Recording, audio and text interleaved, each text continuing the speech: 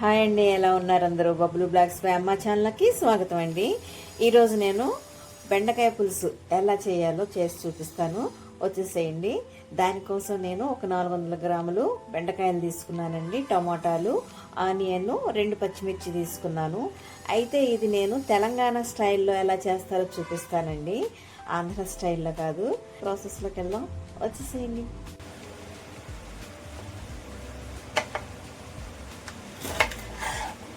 దీనికోసం నేను బెండకాయల్ని ఇలా పెద్ద పెద్ద సైజులోనే ముక్కలుగా కట్ చేసుకోవాలండి. ఈ బెండకాయ పులుసు కోసం అండి ముందుగా గ్యాస్ వెలిగించుకొని గ్యాస్ మీద కడాయి పెట్టుకోండి. కడాయి హీట్ ఎక్కిన తర్వాత కర్రీకి కావాల్సిన ఆయిల్ అండి వేసుకోండి. నేను ఒక 3 స్పూన్లు వేసాను. హీట్ ఎక్కింది.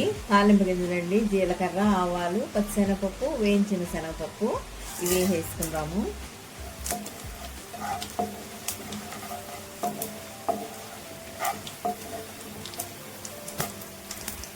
ఎండుమిరపకాయలు 2 అండి, ఇలా కాడలతో ఉంచేసి వేసుకోండి. పచ్చిమిర్చి 3 అండి. ఆనియన్స్ అండి, ఇలా పెద్ద పెద్ద ముక్కలుగా కట్ చేసుకొని వేసుకొని, చిన్నగా వద్దు. కొంచెం మెత్తబడిద్దామండి, బాగా ఆగాల్సిన అవసరం లేదు. ఆనియన్స్ అంటే కర్రీలో ఇవి కూడా తగులుతూ ఉంటాయి అన్నమాట. కొంచెం మీడియం ఫ్లేమ్లో పెట్టుకోండి, మరీ సిమ్లో అయితే అవునమాట. ఇప్పుడు ఇందులో టమాటాలండి, నేను 3 టమాటాలు తీసుకున్నాను. ఈ టమాటాలు వేసేద్దాం.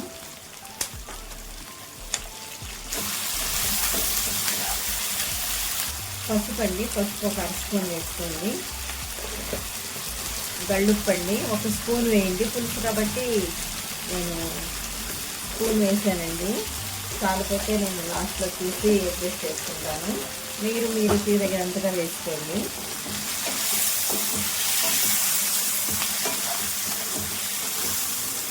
వీటిని మగ్గనిద్దామండి కొంచెంసేపు.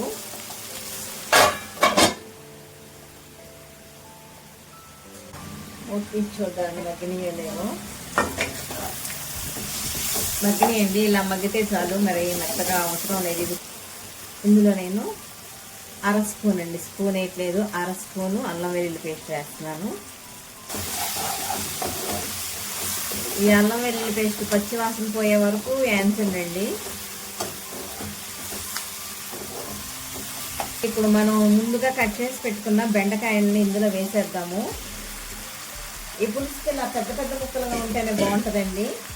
నేను చెప్పాను కదా, ఆంధ్ర స్టైల్లో అయితే చిన్నగా కట్ చేస్తారండి, ఇంత పెద్దగా కట్ చేయరు.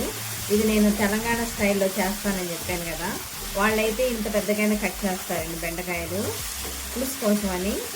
ఇప్పుడు దీన్ని కాసేపు మనం మూత పెట్టి మగ్గనిద్దామండి, ఆ తర్వాత కారం వేసుకుందాం.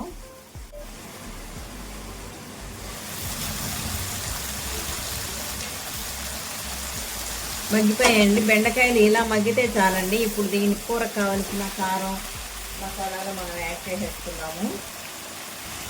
పులుసు కాబట్టి కారం 2 స్పూన్లు వేస్తున్నానండి, ఎక్కువే పట్టిద్ది. ధనియాల పొడి అండి, నేను 1/2 స్పూన్ వేస్తున్నాను.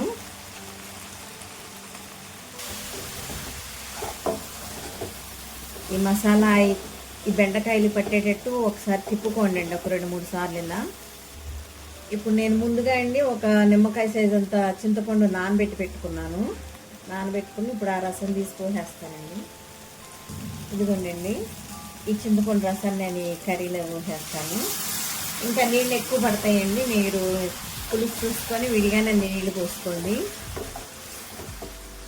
ఇప్పుడే దీనికి ఎంత కావాలో, ఎన్ని నీళ్ళు కావాలో అవన్నీ మీరు యాడ్ చేసేసుకోండి అండి. పులుసు మరిగేటప్పుడు కాకుండా ముందే మీరు పోసేసుకోండి.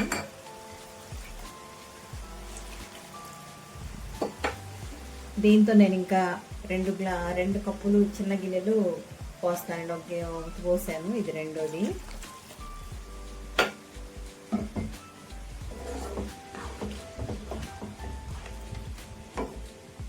మీకు ఇంకా నీళ్ళు కావాలంటే మీరు వేసుకోవచ్చండి, ఎందుకంటే మనం ఉడికిన తర్వాత మనకి ఈ టైప్గా పులుసు ఉంటే బాగుంటుంది. కానీ మాకు ఇంకా ఎక్కువ పులుసు ఉంటే వద్దని వేస్తారండి, సరిపోయిద్ది అంటారు. అందుకని నేను కొంచెం తగ్గించుకున్నాను. ఇటు బాగా వర్షం పడుతుంది అన్నాను కదండి, చూడండి ఇప్పుడు తగ్గిందండి కొంచెం, ఇందా బాగా పడింది అనమాట. ఇప్పుడు మూత తీసి చూద్దామండి. అయిపోయిందండి. ఇందులో మనం ఇంకా 3 వెల్లుల్లిపాయ గర్భాలు వేసుకుందామండి. అంటే ఇది అల్లం వెల్లుల్లి పేస్ట్ వేసాం, కానీ ఇది వేస్తే ఇంకా బాగుంటుందండి. అలాగే బెల్లం ముక్క అండి, ఈ బెల్లం ముక్క వేసుకుందాం. వాళ్ళు ఇంకొంచెం ఎక్కువ వేస్తారండి, అయితే మాకు తీపి కొంచెం తక్కువ తింటారని చెప్పేసి నేను అదే వేసాను. అంతేనండి, ఆ బెల్లం కరిగే వరకు ఉంచుకొని కొత్తిమీర జల్లి ఇంక తీసేసుకోవడమే. అంతేనండి, బెల్లం కూడా కరిగిపోయింది. ఇందాకే మనం మసాలాలన్నీ వేసాం కాబట్టి ఇంకేం వేయాల్సిన అవసరం లేదు.